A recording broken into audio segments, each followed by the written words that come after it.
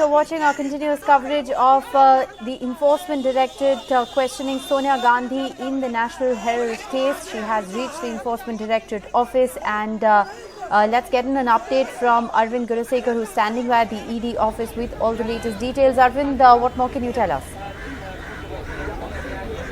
Rishika, Sonia Gandhi arrived here at the Enforcement Directorate office somewhere close to 12 noon, and her questioning has officially begun. She was accompanied by both Rahul Gandhi and also Priyanka Gandhi.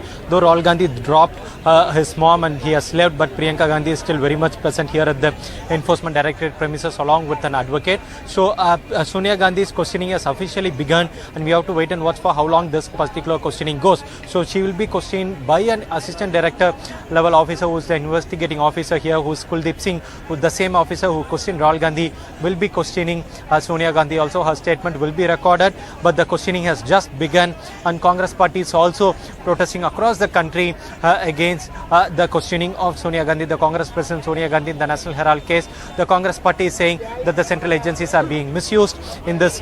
Central agencies are being misused, and that's why they have hit the streets, saying that it's a clear case of political vendetta without an FIR, that the Enforcement Directorate has initiated a probe into this matter. But whereas Enforcement Directorate is saying that because the court has taken cognizance of a private complaint and the notices have been issued, that's why the Enforcement Directorate is well within its right under the Prevention of Money Laundering Act to initiate an investigation, and the Enforcement Directorate is trying to find whether when the Young Indian Limited, the company that was incorporated with 38% stake of Sonia Gandhi and another 38% stake of Rahul Gandhi, that is 76% stake with the Gandhis, whether when this particular company was incorporated to take over this 92 crore debt of Associated General Limited, whether the Associated General Limited 800 crore worth properties assets have also been taken over by the Gandhis is something that the Enforcement Directorate is looking into, and that's why the agency is trying to find if at all of the Gandhis beneficially own any of these properties. So that's the nature of the investigation that is being carried out by the Enforcement Directorate,